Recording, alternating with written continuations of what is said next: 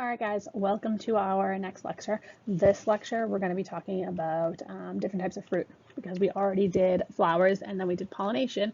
And once the flower is pollinated, it's going to produce fruit. So fruits, what you need to know, what I just said, once plants pollinated, some of them can produce fruits. So fruits are going to be the ovary of the plant or of the flower that's fertilized and filled with mature seeds. So if we look here, here's our ovary, right? This swells and becomes the fruit. So the seeds are going to contain genes from both the male and female parents, and the genes will be different depending on if it was cross-pollinated or self-pollinated. If it was self-pollinated, they're going to have the same genes, right? If it's cross-pollinated, then it's going to get a whole new set of genes from a different plant. Now let's remember, because we're talking about fruit, that things like a tomato are a fruit because tomatoes came from flowers and they have seeds within them. Okay, vegetables don't come from a flower and don't contain seeds. Vegetables instead are stems or leaves or roots of a plant. Okay, so you're eating plant parts when you eat a vegetable, like think lettuce, think a carrot, right? That's a root. Lettuce are the leaves, right? You're not eating a fertilized ovary. Do we get that? Okay, so things that we always call vegetables like tomatoes and zucchini and squash, those are actually fruit. So there are different parts of a fruit. We've got the pericarp, okay, which is the main part of the fruit. That's going to be the ovary that swelled and developed, okay. Within the pericarp, you have three different parts. You have endocarp. Endo, okay, means within, okay. Meso, think middle, M for middle. That's going to be your fleshy part. And exo, like exit, the outside of something. Exocarp is going to be the outside, which is going to be your skin. We're going to go into each of those on the next slide. So the three parts of the pericarp, and that picture down the bottom has each one highlighted, right? We have the whole fruit, which is the apple. The endocarp is the inside, okay? Go all the way in. That's going to be your middle picture right here. Okay, that's going to be the inside. It's going to be like your core of an apple, right? Not the seeds, but the actual thing that holds the seeds. The pit in a peach or a cherry, that area within the middle, right? It's not really the part that you eat. It's kind of the part you eat too, all right? The mesocarp, which is the part you really eat, is going to be the middle portion, right? So that's going to be this one over here. That's your middle portion. That's like the fleshy part of the fruit that you focus on eating. Think of like the flesh of a mango or the actual like cantaloupe middle part. All right. You scoop out the endocarp, the part that holds all the seeds, and then you eat the mesocarp and you peel off the last part, which is the exocarp. Oh, I can't circle it. My face is in the way. But the exocarp is the outside or the rind. Skin, rinds, husk, peels, exocarps. So when we talk about fruits, there's three different types of fruit.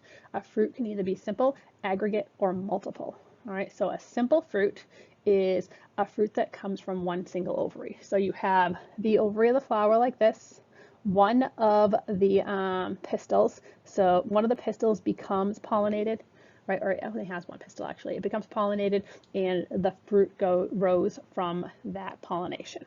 So one on a simple fruit. You're talking pears, apples, tomatoes. Our next one is going to be an aggregate fruit. So in an aggregate fruit, the fruit develops from a single flower that has a bunch of pistils. So if we look, right, we have a bunch of different pistils from this flower. So in here, in that area right there, you can't really see it because I'm writing in red, I guess that's a bad color.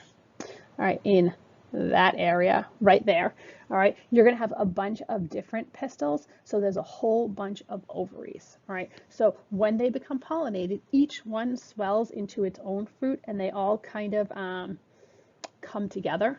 All right, if you look at a raspberry, you can actually have like all of this red, then you can have like an area right here, let's say, like where I'm coloring in, that isn't like as it didn't become fruit, it didn't like ripen appropriately. That's because those ones actually never got pollinated. So you could have actually part of it pollinate and the other half not. Those would be aggregate fruits. Strawberries, think of a strawberry, how sometimes like it doesn't like become round all the way around. It's because it didn't all pollinate. All right, so it's many pistils, many ovaries, and they all form one fruit. Last one is multiple fruits. So multiple fruits means there's multiple ovaries and pistils on one single structure. Okay, so they're separate actual flowers that all combine to one. It's hard to tell on a pineapple because I actually never knew what a pineapple flower looked like, but it has all of these. Oh, I'm writing in white still from the other page. It has all of these. So all those little purple on that picture are different flowers. And each one of those flowers, when they're pollinated, forms one of these little areas, which is actually its own fruit. Okay, so single, it's almost like a single fruit, but all combined together, right? So single fruit is one pistil, one ovary, one fruit. Multiple is multiple pistils that all combine to make one fruit. And I mean, aggregate, sorry, is multiple pistils that all combine to make one fruit. And then multiple is multiple flowers. Each flower has one pistil. Each pistil makes a fruit, but it combines together to the larger fruit that you buy. Okay, does that make sense to everybody? So aggregate was the one I kind of messed up on. The aggregate, let's remember, aggregate is one flower, multiple pistils, they all become one fruit. Okay, next. So when we talk about fruit, the job of fruit, the whole reason we have it, is to disperse seeds. Okay, so plants need their seeds dispersed or spread out. This is very similar to kind of how things get pollinated, where multiple animals do it.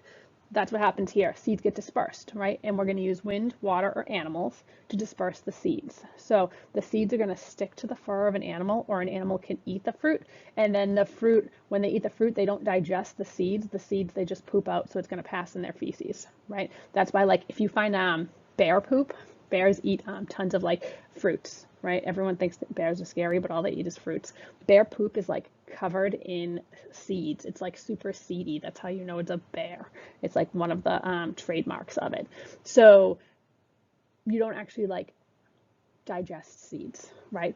We'll talk next week that some seeds actually have to pass through the digestive system to allow them to grow, which is interesting. That's why some things, when you plant it, when you get it from the grocery store and you just try to plant the seeds from it, it won't grow.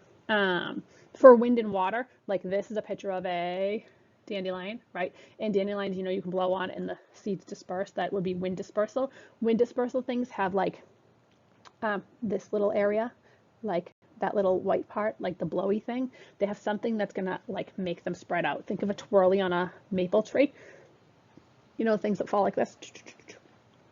The little wings. The wings are what help those disperse. All right, so depending on the way they're dispersed, they're going to have different structures to the seeds to allow them to move.